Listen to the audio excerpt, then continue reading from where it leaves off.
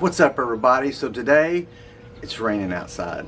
We used to have a saying in the Marine Corps, if it's not raining, you're not training. Well, we're doing some training today for sure. It is raining outside, unfortunately, but we still have cook to pursue. And basically what I'm doing is I'm going to show you my techniques that I've learned over pretty much the last few years on how to do the perfect beef rib. And it works. I've done it on a variety of cookers. I've done it on a variety of different methods, but this one tends to work. It just seems to have the best flavor, the best tenderness, and like I said, the smokiness that adds richness to this meat is unlike any other. So I'm hoping you're paying attention. Definitely watch this video if you want to make some beef ribs in the future. I'm telling you, it works, and it's always came through for me. So let's get into it. Let's go! Take a little longer, like brisket. I've built this fire out a little bit more. Got a little bit more charcoal. I'm also, another pro tip, when you're cooking beef, or at least when you're smoking beef, I always recommend post oak. Wasn't a believer in the beginning, wasn't sure how it would work out, but if you haven't checked out Aaron Franklin and some of his stuff, he recommends post oak on brisket and things like that, and it really does work for beef. It works for steak, it works for beef ribs, and obviously it does work for brisket. So I got some of that down there underneath the charcoal, so as it lights and catches, it'll actually add some more smoked flavor to the ribs.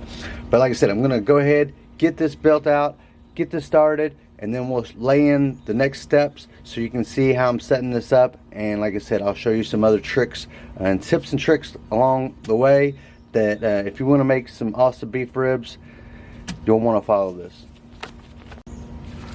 Another little pro tip, when I'm lighting my cubes, actually, especially for a bigger fire like this, is I put these on top, and you're going to want to watch, see why.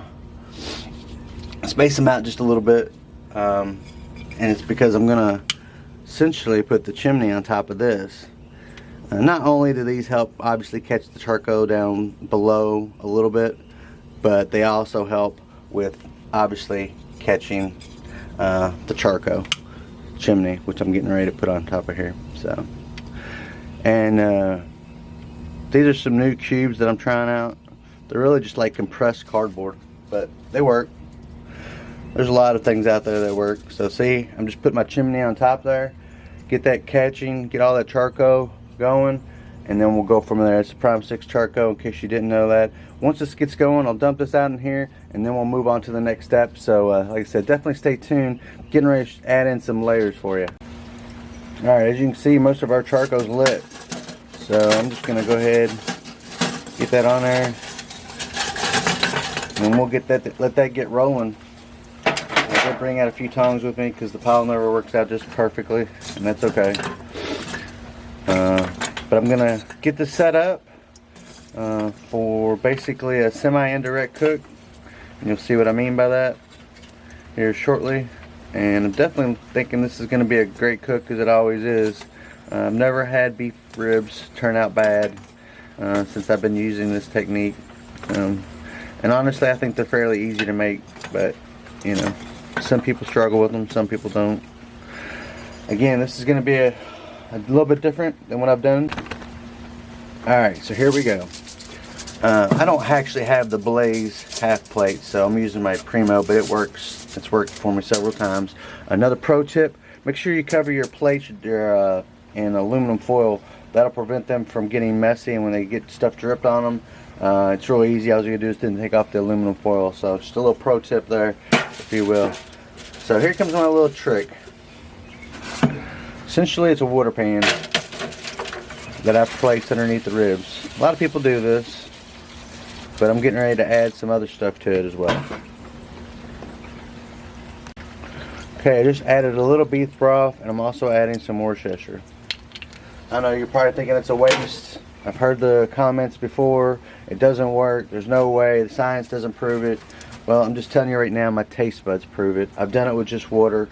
It doesn't work as well. It doesn't have that added flavor to the meat, and this tends to work for me. So do what you want, but I add a little beef broth, a little bit of Worcester in there as well, and when that heats up, that pan's going to get rolling. It's going to start steaming up, and of course it's going to help keep that those beef ribs moist and tender.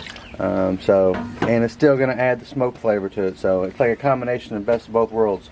Try it out.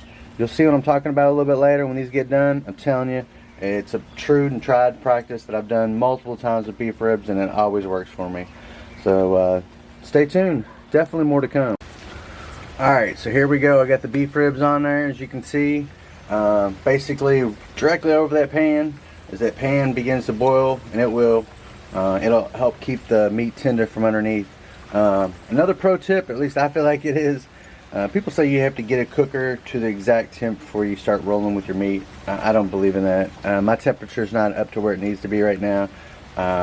And two, I've just learned my cooker over the period of time. I know where the adjustments need to be made. I'm not saying that it's the same for everybody, but for me, I kind of know where the adjustments need to be made. I know when it's going to get up to that point. It's kind of like putting your food in the oven a little early, but for me, I've never had a problem with it. So just my tip of the day, if you like. And get that meter going in there right now. So as you can see, I'm trying to aim for a 160 internal temp before I wrap this. Won't be until then. I'm gonna check it at 160, make sure it has a good bark, which it should by then. You can obviously see this has been covered all night, and it all looks like it's got bark on it already. So anyway, I'm gonna go ahead and let this roll, and we'll go on to the next step. And like I said, we'll share more as we go through this process. But beef ribs going down today. Cannot wait to share the results with you. I think you're gonna be excited to see the end.